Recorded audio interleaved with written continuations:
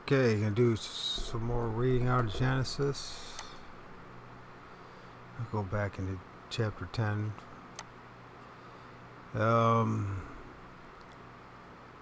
Yeah, let's see.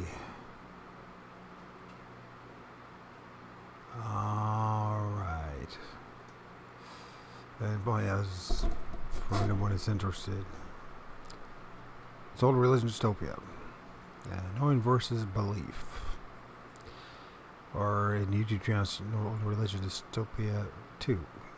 Since they took down my first channel on the 6th of January of 2021 for no good reason. I wish I had about 4,000 subs. Now, okay, I'm so shadow banned I can't even get 200. So, yeah, Nimrod. He was a mighty one. And he's a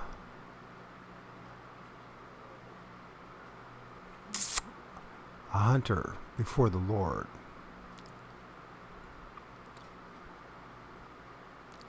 He's a mighty hunter before the Lord.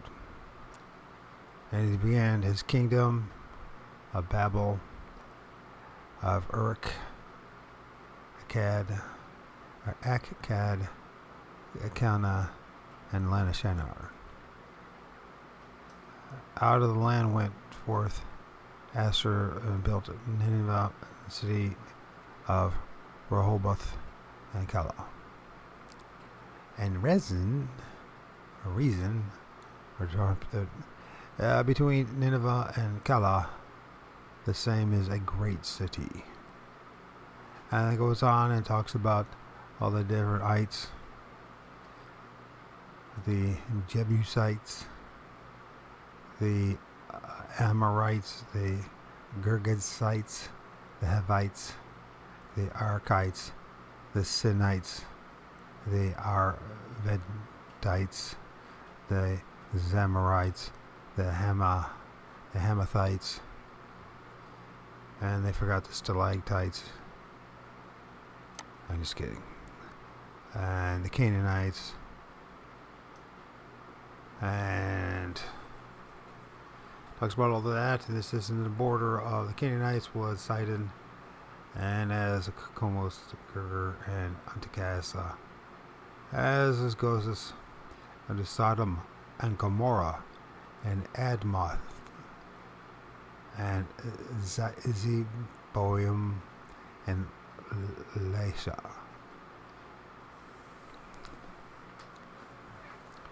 You know, it's funny, some of the things, these names do. How many of these names, Jewish names, are in our culture? Food Uz, the children of Uz, Hula and Gether and Mesh, the monster Mesh.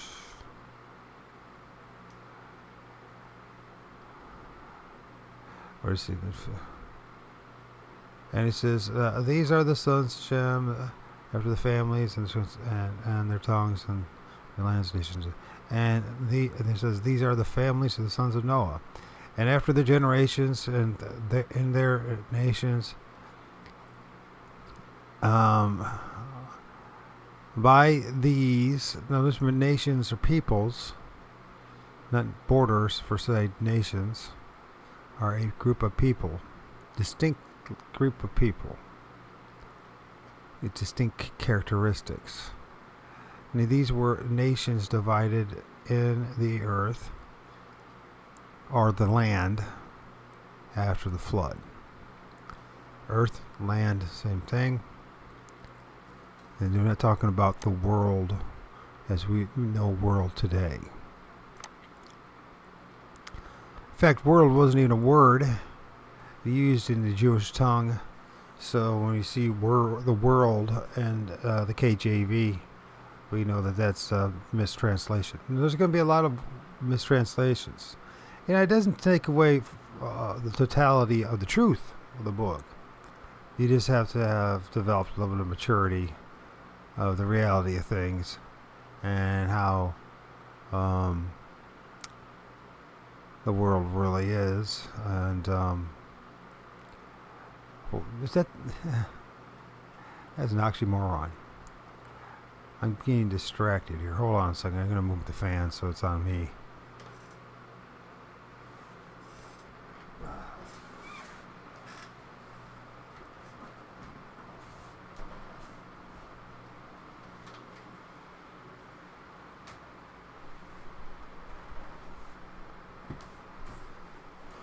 Before my MS gets bad. You know, these recordings pretty much are the highlight of my days. It's Sunday, the 3rd of July, by the way. And this is when people all go to church. Most people go to church. Some people go to church on a Saturday.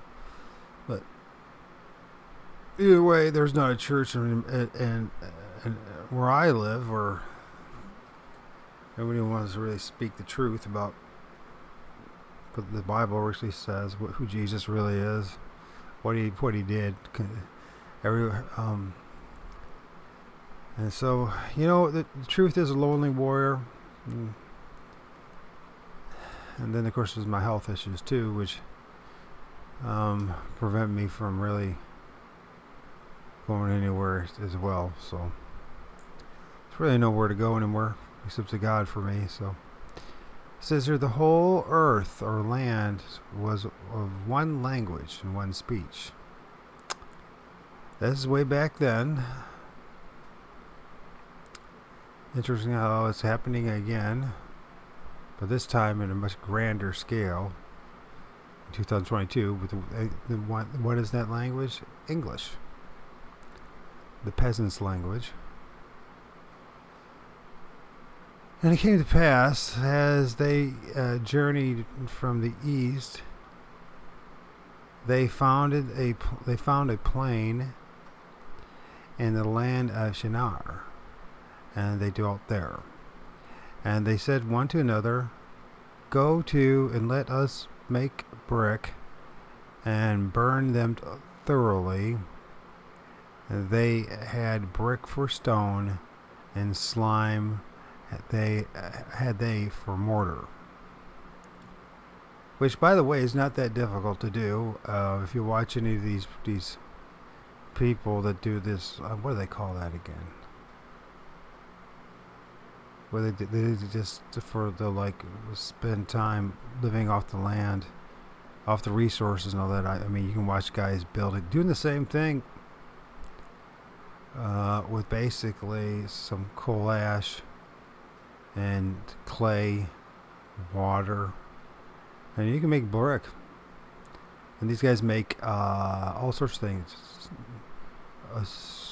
Places with stoves. It would be really stoves, ovens. There was something where they can actually burn stuff in it, kiln, ponds. They can make walls, and they still do it to this day. So this is some of the oldest, well-known, easiest technology that's ever thought of. So it doesn't sound all that grand to me. If this is the case too, this cannot in any way. Some people say, "Oh yeah, they built a tower all the way to,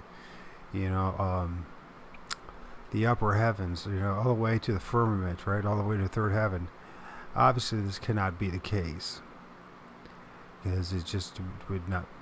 Do you realize the amount of bricks that you'd have to build? By the time you got, we say half a mile up, you have to start all over again and rebuild because it'd all be crumbling and falling apart. So this is certainly something that cannot be what a lot of people envision. I'm saying that will go on. And they said, go to and let's build us a city and a tower whose top may reach unto heaven. Now, that doesn't mean, most people think that this automatically that means where God is, right? But we know already from Genesis 1, it is not talking about, when it says heaven, we're talking about the air. We're talking high up in the air. That's what we're talking about. Somewhere where the um, reaching, certainly there was the quest symbolically to reach up to the sun, moon, and the stars, right? The upper firmament. But the firmament is part of the heaven. And by the way, there's at least two firmaments in the heaven. If you go back and read Genesis 1, you'll see that. And so if we talk about the lower firmament and just simply, it says a lot. One of the things is that comes to mind are before the flood and in the antediluvian period. There is the argument that some people make is that the trees were much larger, significantly larger than any trees that we would find even in the redwood forests and in northwest California on the coast there. And if this is the case, and this is a memory that they had before, and I'm going to throw something way out there that's not doctrinal, not at all, but it's from my own experience, my own research, of researching trees and the connection with spirit beings in trees, mature trees. And I take pictures of, taken some fascinating images of pictures in mature silver maples, because that's where I live. We have large silver maples, some large oaks. There used to be a lot more large oaks, but once they get about the size that I'm talking about, where we're talking now 80, 100 feet, they don't seem to last long. They get chopped down for the wood. So the silver maples are allowed to last. And if we're talking trees that are twice the size of a 2-story house with an attic here in the town that I live. So, and I take images of these entities, these spirits that are floating around and in the midst of these trees and coming out of these trees. In fact, I've seen and witnessed these things, not only coming out of the trees, but the ground and everything else.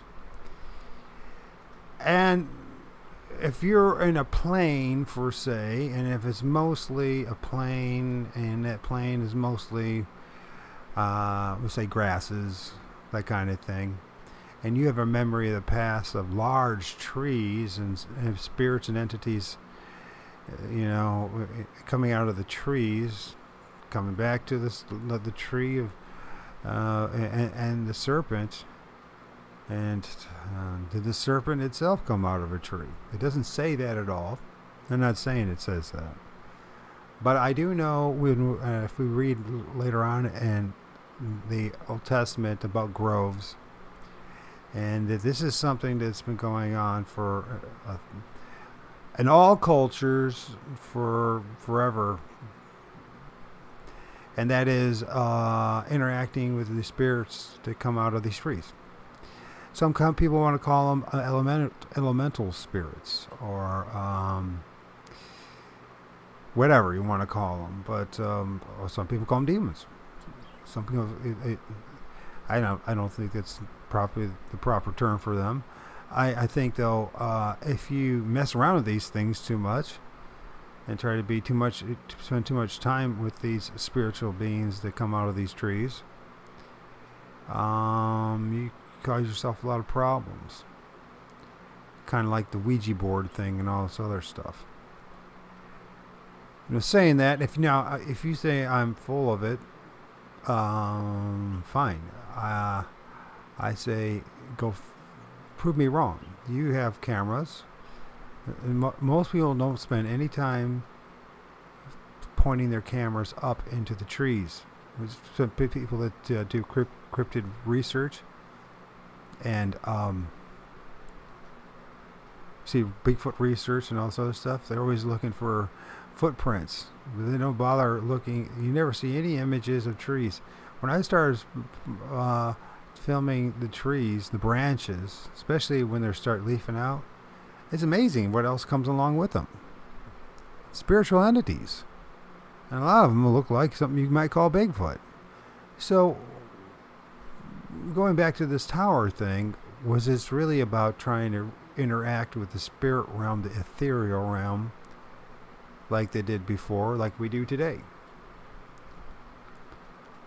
You might think I'm full of it, and I would say, prove me wrong. Before you say, contempt prior to investigation was the highest form of ignorance, and why? How I'm not telling the truth unless you do it yourself. Now, saying what I'm just saying, there's going to be 1, 2, 3 of you that are going to hear anything I just said. So the 1, 2, 3 of you that hear what I've said, think about what I'm saying. But what I'm saying, be careful what I'm saying too, because you get yourself into trouble. Remember, when you're doing that too, if you really want to see these things manifest, call upon the Most High, the Lord of all spirits, Heavenly Father, and don't forget to mention the name of Jesus Christ, in the name of Jesus, and say it out loud. Start talking to God out loud, and these things will manifest. I guarantee you. It happens to me. In fact, I don't do it as much. How do I say this? I don't do it as much as I talk about it, because I don't want to just... I'd rather obsess about God than these things. I guarantee the obsession will come. Any new truth that one discovers that's been contrary to what you were taught since a child, and you start to see that it is a new truth, you will spend some time obsessing about it. When you talk about whatever it might be, maybe it's how the moon landing was nothing but BS, or the heliocentric model is but nothing but a bunch of BS, or about you finally figure out that the political system, the right-left paradigm, is nothing but a bunch of BS. Or you figure out how much you've been lied to about everything. When you start questioning things. So question me, please. I would wish people would not just dismiss what I say out of hand, but question me literally and get a camera and start filming in the trees. And then you're going to have to look at those images, and you have to look hard and start seeing those. You're going to probably have to expand those images too, and get it to that place where it's no longer the zone where it's not all pixelated, but you can still see like the leaves and the details and all that. You will find things that you never believed were there. So going back to the tower now, this is the same idea. The whole idea is to reach high enough into or symbolically even a tree, the tree trunk. Something to think about, since everything seems so primitive at this point, with ark made out of gopher wood and a tower made out of stone and slime. It doesn't seem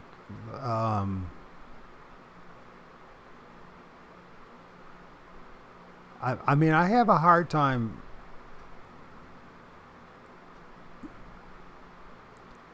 It's like they went back into the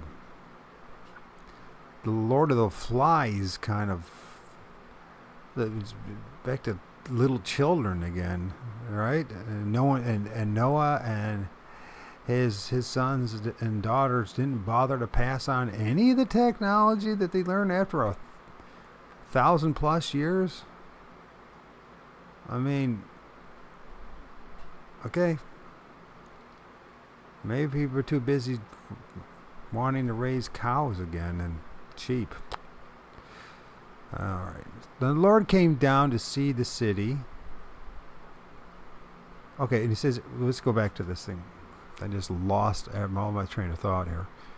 Because it was rightfully so. Everyone stops here and starts thinking, what's about this tower, right?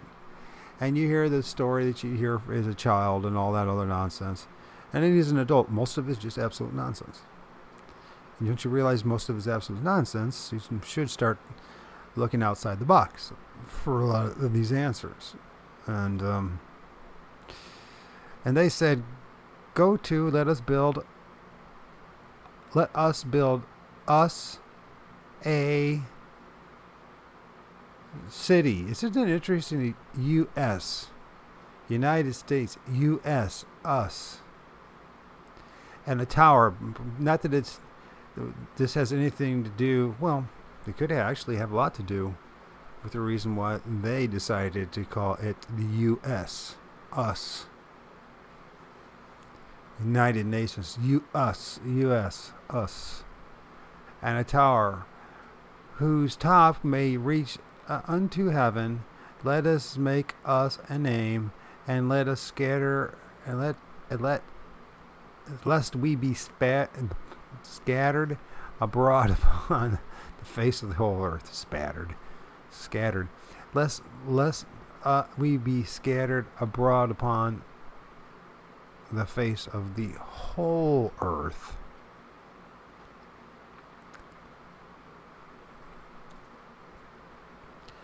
Which I don't even see what that would... Why? Why were they concerned about that? I mean, honestly, why would you... Isn't that something as an empire or a group of people, wouldn't you want to be scattered abroad upon the face of the whole earth? Why wouldn't you want that? More land, more power. Nothing's changed. It was that way back then, and it is today. And the Lord came down to see the city and the tower, which the children of men build. The children of men.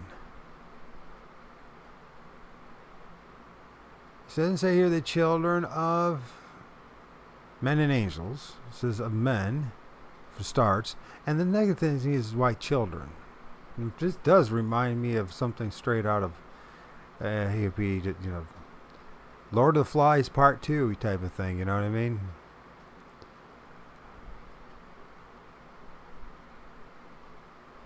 And the Lord said, behold, the people is one, and they have all one language, and they began to do,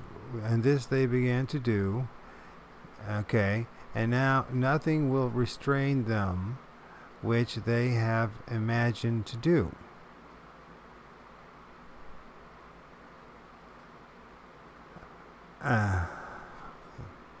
Well, one thing is interesting. Since Jesus Christ showed up and everything's been fulfilled, he don't seem to care about that anymore, now does he? Because that's exactly what's happening right before our eyes. And this has been going on for 500 years. And the rulers of evil, whether it's the Jesuits and everyone else, and then they're evil. Pope Francis is one evil troglodyte. He's evil. And that's the reason why he's Pope, first of all. But that's, saying that, it's like, okay, so it's happening right before our eyes. So, why did it matter then and not today? And what's it distinctive in this collection of books from then and today? Well, one thing is Jesus showed up. He paid for the sins of mankind. He fulfilled all things. He came back in his second coming. All his prophecies, every single prophecy that Jesus had, every single one of them, had nothing to do with us, our time. They had everything to do with the Jews, with Israel. Nothing else. He didn't focus on anybody else. And whether you like it or not, that's the truth. All his prophecies were directed towards Jerusalem, the temple, his second coming, the day of God, the day of judgment, and the Great Perusa. He was not talking. He didn't talk to you and I about, or to you and I, about anything concerning our day. And so they have the tower back then, and now we're thinking. Now, if we're not just, and well, how many thousands of years later? 3,000 years later, Jesus shows up. Now it's 2,000 years later, and guess what? It's like it's just we're building our version of Tower of Babel. There is one universal language in the world today, whether anybody likes that or not. It's called English. I don't know if it'll stay that way, but it looks like if it would take a lot of energy and effort to not to have it go in a different direction, maybe Chinese or Hebrew or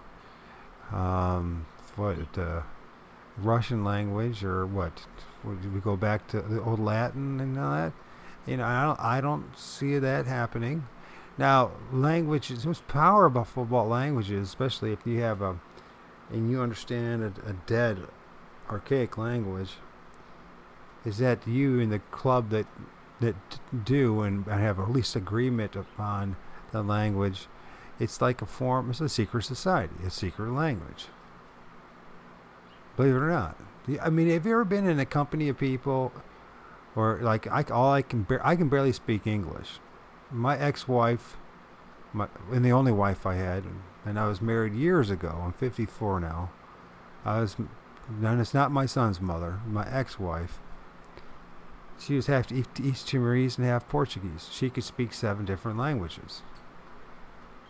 And I remember sitting, when we go to Portugal, and I'm just dumb. I try to learn Portuguese, and it turned out I was learning Brazilian Portuguese, and she didn't really. She's busy living her life, and I was busy. She didn't really help me, and I don't know. Anyways, it was a waste of time. It was Brazilian Portuguese, and they laughed at me.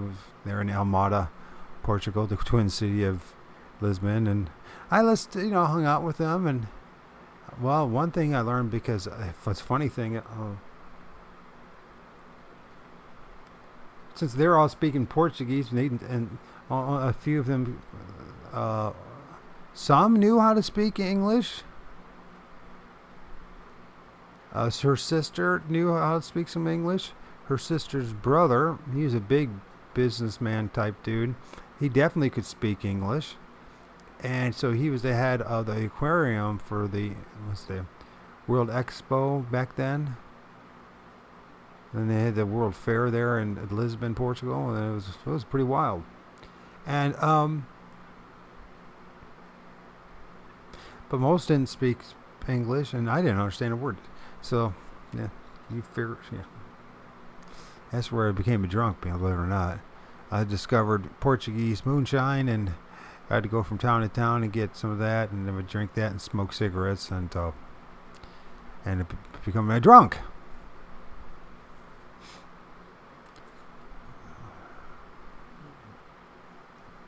I don't believe in the cult phrase of alcoholism, because it still hasn't been proven, just like the earth is spinning. It hasn't been proven. I'm telling you, there's no such thing as alcoholism. Either you're drunk or you're not drunk. You get to a point you're so drunk, poisoned, that you're going to have the tremors and all this other stuff and withdrawals, but you pickle your brain to a point where you're not going to have serious health effects from it, from drinking too much. There's no such thing as alcoholism. But they created a whole cult around it called AA, and I was in it for 3 years. 5 years. How long was I in it? 5 years, 6 years? Almost 6 years. Anyways, here goes that 6th number again, and then I did the whole step 6 times, and there are 12 steps. I didn't know what I was doing at the time. There's a lot of 666, this and that thing, and it turns out that it's all based on the Jesuit the Jesuit spiritual formations and their principles. And there's some very valid principles. One of the things is confessing your sins. Actually, not your sins, your evil deeds, because you can't sin today, according to the Bible, because Jesus finished all that. So what it is we do evil and we do good. You know, people mislabel it sin, but really what we're doing is we're doing evil. When we steal from people, cheat on people, betray people, we are, we're doing evil. It is evil to do those things. People don't want to hear that, but it is evil. Back to this, because I could get on the whole. These are the generations of Shem, and it goes through this whole thing. Okay, well, I don't understand. Okay, so what I don't understand is, once again, this is a very serious, pivotal moment in humanity, and all we get is half a dozen verses. Let's go. The Lord came down to see the city and the tower and the children of men, and the Lord said, "Behold, the people is one, and they have all one language, and this they begin to do, not knowing, will restrain from them." Excuse me. Now nothing knowing. This is part of my MS. And they have all one language, and this they begin to do, and now nothing will restrain them from them. So, I thought, okay, which they have imagined to do. What about you, God? You can do that. Go to and let us go down and there confound their language, that they may not understand one another's speech. Why? And the Lord scattered them abroad from hence upon the face of all the earth, and they left off to build the city. What? Okay, so therefore the name of it called Babel, because the Lord did confound their language of the earth. From thence did the Lord scatter them abroad upon the face of all the earth. And then he goes through these generation stuff, which I find extremely boring, but it is all part of the genealogy, and it's very important. And back then, in particular, very important, especially when Jesus was on the earth. Your genealogy is where your position, and you can prove your somehow one way or the other, or bribe your position through your genealogy. You could be like. And say you have Aaronic descendant, bloodline, or all that, then you're allowed to be a priest. And there's an immense amount of privileges. And one of the things, you don't even have to do a damn thing. Well, people, even thousands of years later, people, when Jesus walked the earth, was still building bricks with slime and mud. Right?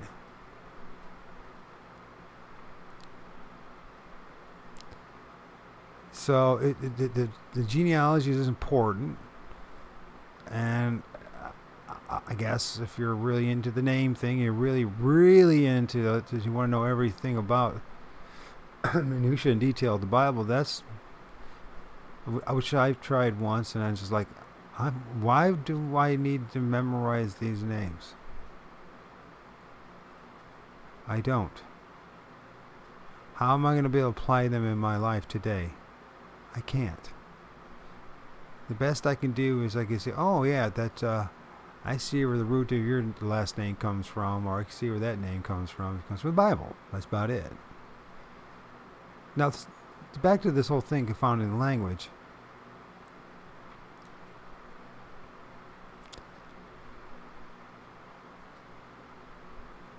I don't see the logic in any of that. I wonder if how much of this is legitly true. Why would God want us to have not a universal language so that the truth can be shared amongst us, each other? Yeah, there's always going to be evil people that are going to exploit it, and they're always going to be the majority. But how are God's children not going to know the truth without a universal language? Which, by the way, when it comes to New Testament, when it comes to people, the Holy Ghost is a form of a universal language, right? The scriptures, in the synagogues and all that, reading out of the Bible, we're using a universal language. Jesus used a universal language for the Jews, but apparently it wasn't good enough for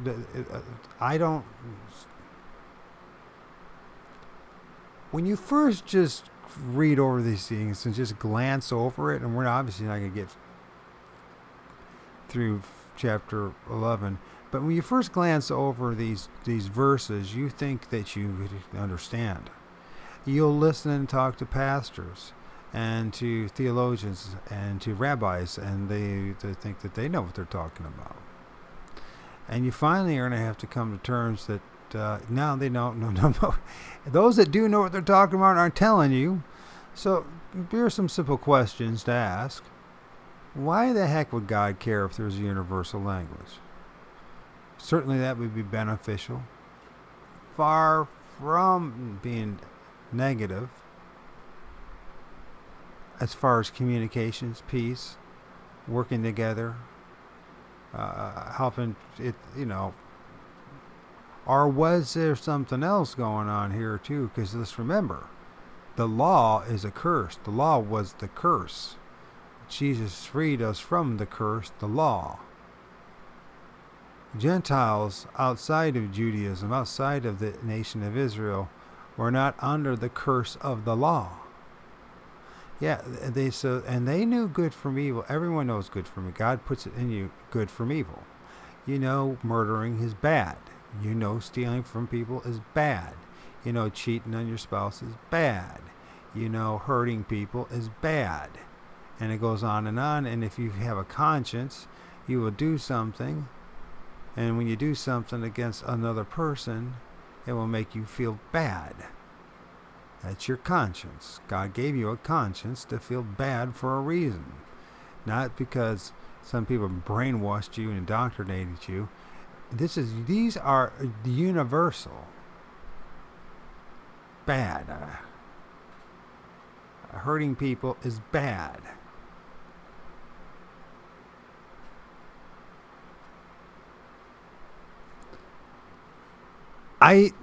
The more one honestly looks at the story of Babel, and apparently the evangelicals and everyone else doesn't want you to seriously look at it.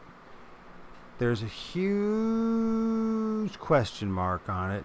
Why, God, did you care about having to confound the languages on all the earth? Why?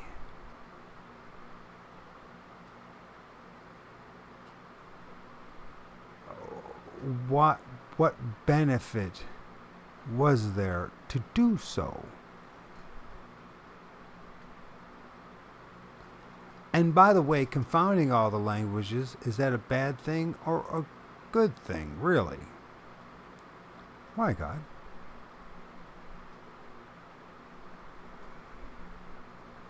And here's another thing. Why can't you have a universal language and then have your distinctive cultural language? Or your group language? I take a break. But the truth of the matter is, it doesn't make much sense if you really think it through. The Tower of Babel, and why does the UN want to has an image of something similar. We're rebuilding the Tower of Babel. And why are everyone in the UN, in their pictures, at least of the past, people of blockheads? Either each person being a block. It also takes very much from the Book of Revelation when it talks about 150.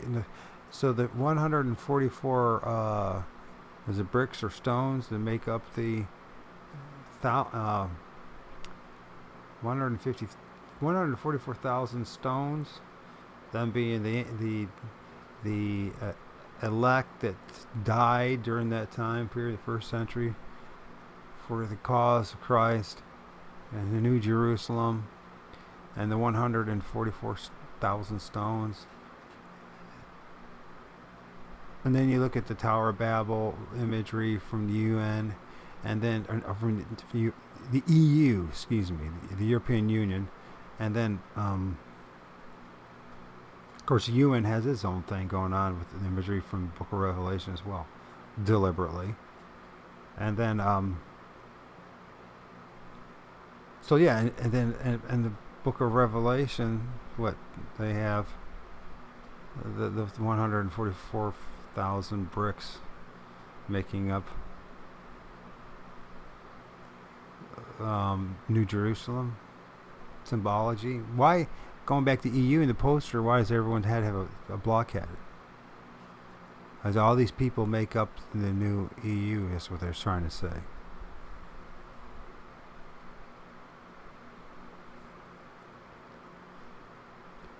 Why does it matter?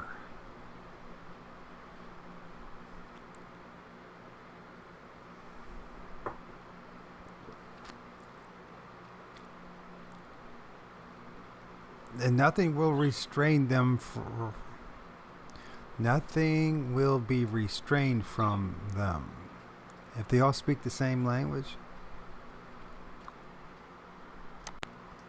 Alright, I'm going to be a little more redundant here and go through it once again. Let's see, the first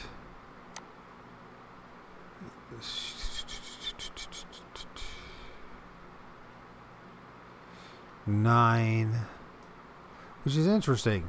9/11, right?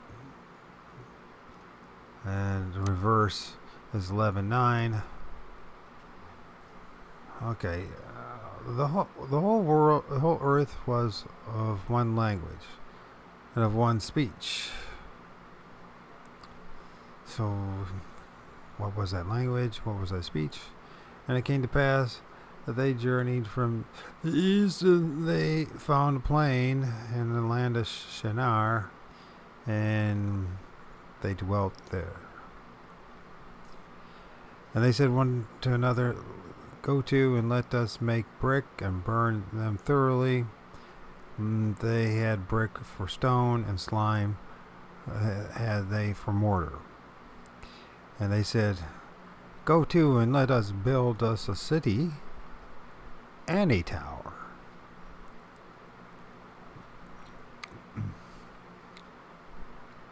Sometimes I wonder if that tower is something more similar to like a obelisk, whose top may reach unto heaven. And let us make us a name, lest we be scattered abroad upon the face of the whole earth. And the Lord came down to see the city and tower which the children of men built. And I don't know why the Lord would have to do that. The Lord said, "Behold, the people is one; they have all one language." This they begin to do. And now nothing will be restrained from them, which they have imagined. And of course, we've already learned that the evil is evil imaginations of their heart, right? and to go to and let us go down and there confuse their language, that they may not understand one another's speech. So the Lord scattered them abroad upon the face of all the earth, or the land, and they left off to build the city. Therefore the name of it called Babel, because the Lord did there confound the language of all the earth, or the land. From thence did the Lord scatter them abroad from upon the face of all the land.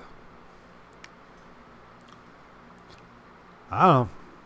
Anyways, then it goes through once again this whole endless genealogy. It has no relevance to us today at all. It means nothing.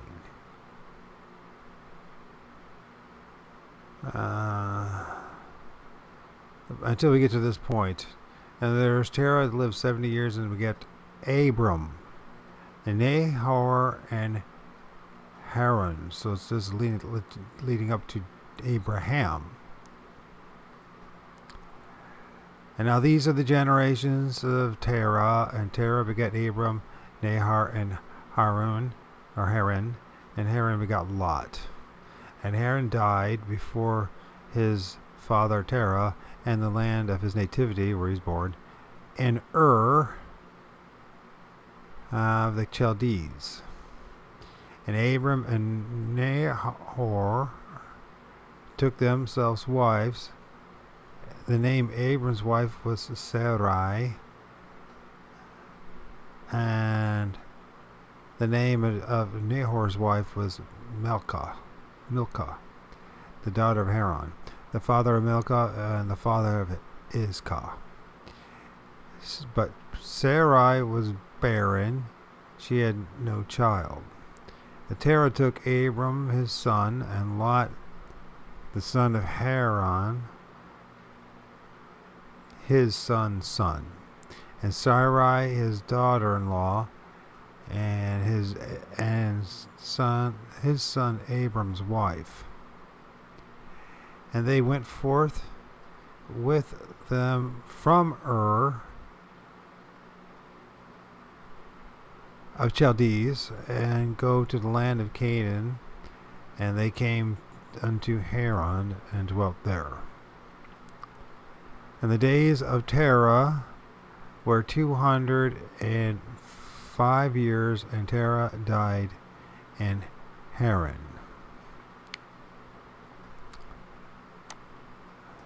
Haran.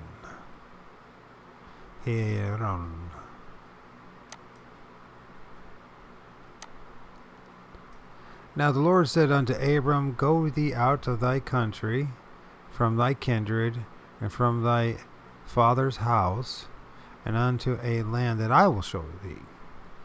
And I'll make thee a great nation, and I will bless thee, and I'll make thy name great, like great men of old, right? And thou shalt be a blessing.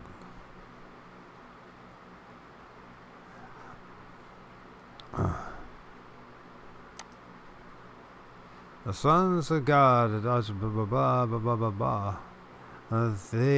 were giants in those days, and also that when the sons of God came to the they birthed them children, mighty men.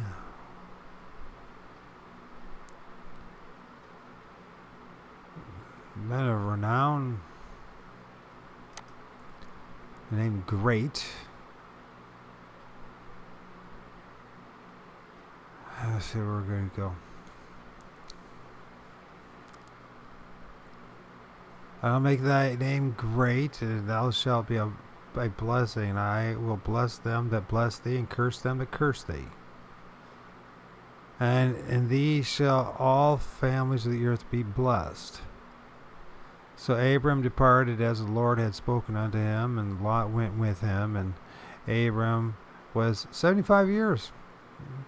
And he departed out of Haran,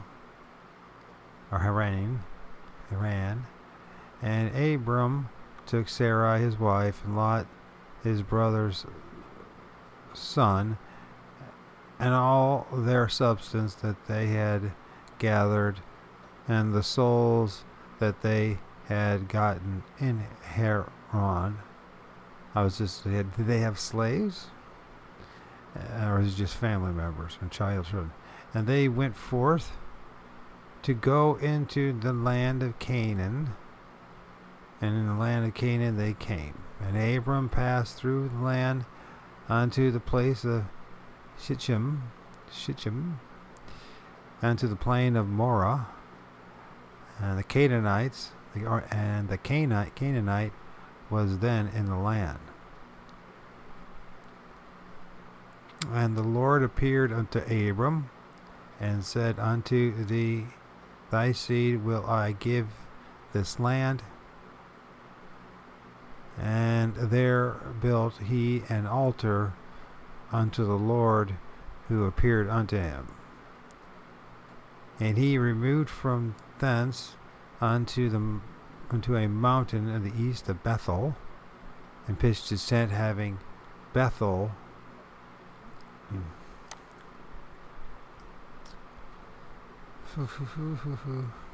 on the west and Hai on the east, and he built an altar unto the Lord, and called upon the name of the Lord. And if he called upon the name of the Lord, then he was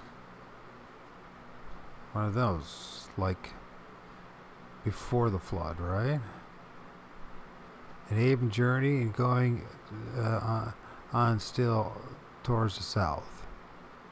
And there was a famine in the land, and Abram went down into Egypt, sojourned there, for the famine was grievous in the land. So, we could have read all the genealogy leading up to Abram, but you can do that yourself. And I'm still bewildered as millions before me. Why the hell God bothered to frickin' confound the languages? Only 12 verses of a very monumental moment in humanity's history. And that's all we get. We can conjure up anything we want. We can make up all sorts of things, but just remember our imaginations, what they are. And so we make sure to always think, when we're using our imagination, how true is that imagination? I have no idea at the end of the day why it was that big of a deal for God that the language would be one back then. And people will say, well, it's because he wanted just to have a certain group of people, a lineage for Christ would come out of. That's fair enough. But that's having one language or not, I don't know how that would change much. So, anyways, I'm tired. Fatigued, very tired. All right.